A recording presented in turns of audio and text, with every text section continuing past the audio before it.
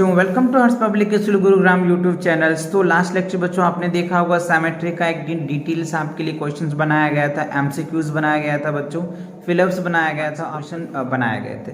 तो आज बच्चों आपके चैप्टर के लास्ट चैप्टर्स हैं। सैम्पल टेस्ट पेपर जो है चैप्टर 13 का डेटा हैंडलिंग का है बच्चों। कई बच्चों को इसमें ज़्यादा प्रॉब्लम नहीं होता, बहुत बेसिक से क्वेश्चन है, बट जब एमसीक्यूज आता है, ऑब्जेक्टिव क्वेश्चन आ जाता है, तो कई बच्चों को दिक्कत होती है। मैं ये आपको बोलूँगा कि अगर आपने इससे पहले के चैप्टर या फिर इससे पहले की जो एक सीरीज है वो अगर आपने नहीं देखा है तो वो सीरीज जरूर आप देखो बच्चों, जिससे कि क्या होगा ना, आपको हर एक चैप्टर के एक सैंपल चैप्टर में क्वेश्चन ऐसे लिए गए हैं बच्चों कि पूरे चैप्टर को एनालाइज करके लिया गया है। तो आपके स्कूल में या फिर आपकी ट्यूशन या कहीं आप पढ़ रहे हैं या टेस्ट दे रहे हैं ना, तो इसी पैटर्न के आपके टेस्ट देखने को मिलेगा। तो इस सभी पैटर्न को आप अच्छे से फॉलो करो और सभी क्वेश्चन को प्रैक्टिस करो। और अगर आपसे नहीं होता है तो मैं अगेन रिपीट कर रहा हूँ, चैनल पे विजिट कर दीजिएगा। चैनल पे विजिट करने के बाद क्लास 5th के मैथ्स में आप जाएंगे, वहाँ पे बच्चों इंटायर इस बुक के मैं वीडियोस डाल रखा हूँ, आप वहाँ से इन सभी के सॉल्यूशन मिल जाएंगे। या फिर अगर आपको सेपरेट सॉल्यूशन चाहिए तो इस चैप्टर के बाद आपके बच्चों सॉल्यूशंस का भी सीरीज स्टार्ट करूँगा, तो वो सॉल्यूशन का भी सीरीज आपको मिल जाएगा, आप वहाँ से कर लेना। ओके, सो चलिए स्टार्ट करते हैं। पहला क्वेश्चन क्या रहा है, pictorial representations of a data using a symbols is known as. अच्छा, अब देखो कह रहे हैं जो डेटा कलेक्शन, मतलब चैप्टर का नाम ही है डेटा हेडलाइन, तो मतलब क्या, डेटा को कलेक्शन करना। तो डेटा को कलेक्शन करने की कई वे है ना।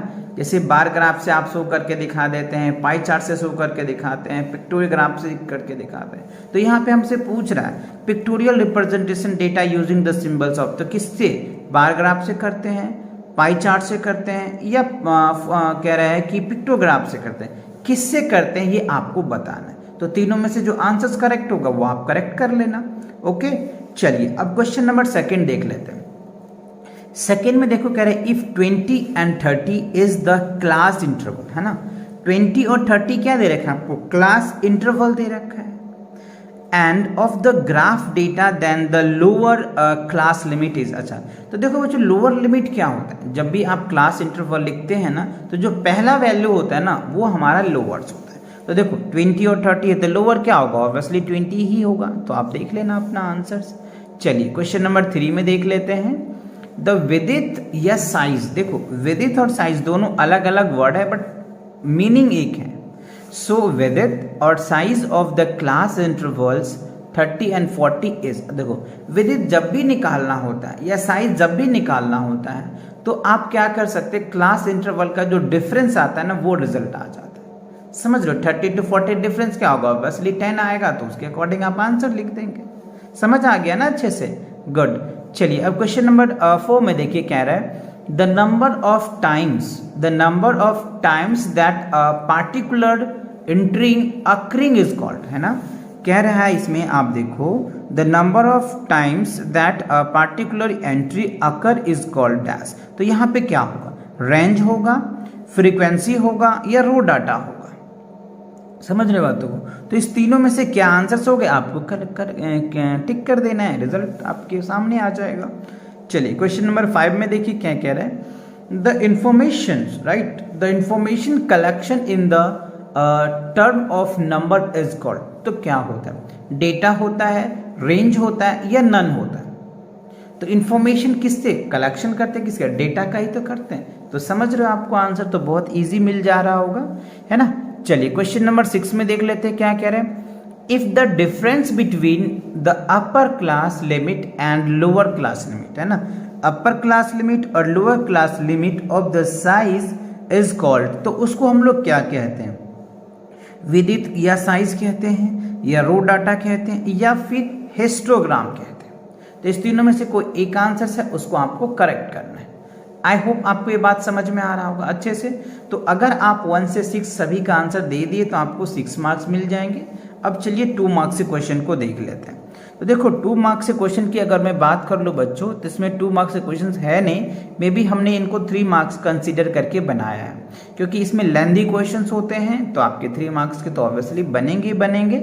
चलिए तो देख लेते हैं। इसमें कह रहा है आपको 7 में, make of pictographs using the informations given below, explain your symbols and given is Littles of the pictograph, titles of the pictographs. अच्छा, अब देखो आपको यहाँ पे 2 मार्क्स के क्वेश्चन नहीं बच्चों, 3 मार्क्स से सारे क्वेश्चन हैं, तो आई होप आपको अच्छे से ध्यान से अच्छे से करना है। यहाँ पे कुछ आपको इन्फॉर्मेशन दे रखा है, जैसे देखो क्लास है बच्चों, नंबर ऑफ स्टूडेंट एडमिटेड। देखो क्लास 6 में जो total number of student admit है वो 85 है। क्लास 7 में जो है 30 स्टूडेंट एडमिट है। क्लास 8 में जो है बच्चों 40 स्टूडेंट एडमिट है।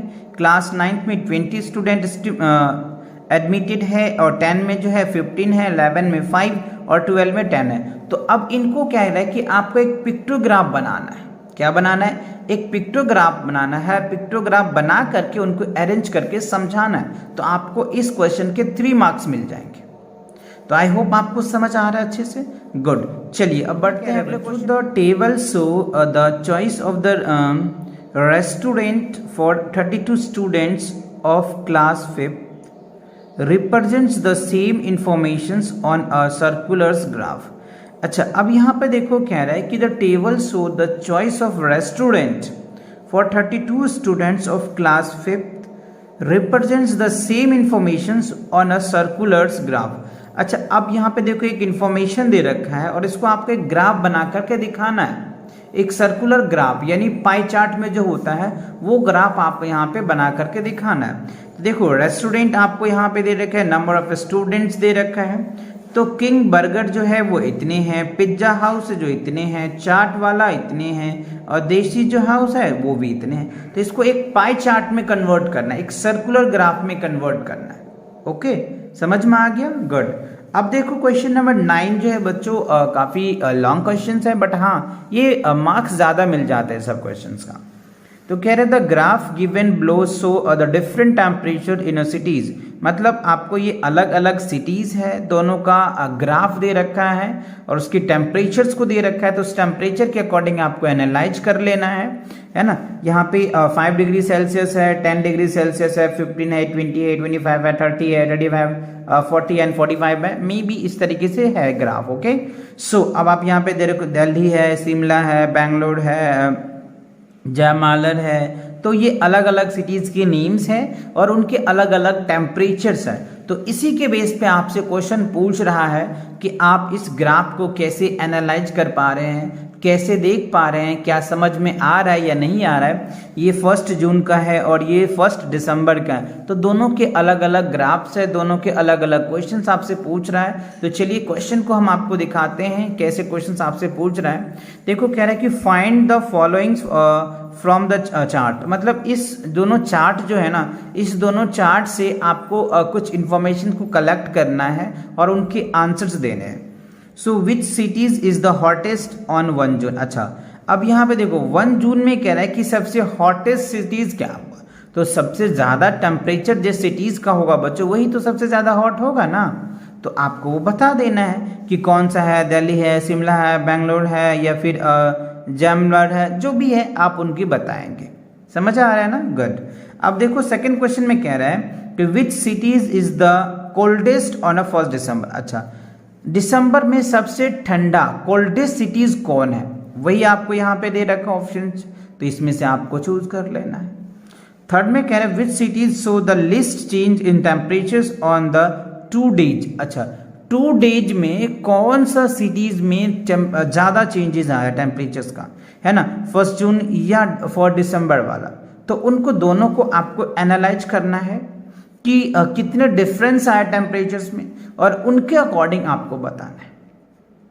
तो ये जो बच्चों आपको मे बी ये 3 या 4 मार्क्स में मिल जाएंगे। तो ओवर इन ऑल इस चैप्टर की अगर मैं नंबर ऑफ मार्क्स की बताऊं तो 6 मार्क्स का तो बच्चों मैंने ऑब्जेक्टिव बनाया था, और 3 क्वेश्चन मैंने आपको 3 या फिर कह लो 4 मार्क्स, है ना, इतने मार्क्स के मैंने क्वेश्चन डाले हैं। तो अगर 16 हो जाएगा और ये 21 मार्क्स, तो ओवरऑल ये 20 या 21 मार्क्स के आपके क्वेश्चंस बन गए हैं। तो आप इन सभी क्वेश्चन को अच्छे से प्रैक्टिस कीजिए, और इसी के साथ क्या होता है बच्चों, ये ये आपके सैम्पल पेपर क्लास 5th के जो सीरीज होता है वो कंप्लीट होता है बहुत जल्दी बच्चों। अब आपको चैप्टर फर्स्ट से सॉल्यूशन मिलना स्टार्ट हो जाएगा, है ना। अगर आपने इससे पहले के सैम्पल पेपर भी नहीं देखे हैं तो सभी सैम्पल पेपर को आप देख लो, सभी क्वेश्चंस को आप चाहो तो अच्छे से रिटेन कर लो और उनको प्रैक्टिस कर लो। फिर भी कोई डाउट होता है तो अब आपके सॉल्यूशन भी अपलोड होने स्टार्ट हो जाएंगे, क्योंकि जैसे ये वीडियो कंप्लीट होगा तो फिर हम सॉल्यूशन के पार्ट पे वर्क करने लग जाएंगे, राइट। चलिए तो मिलेंगे नए वीडियो के साथ बहुत जल्दी, तब तक पढ़ाई करते रहो। All the very best.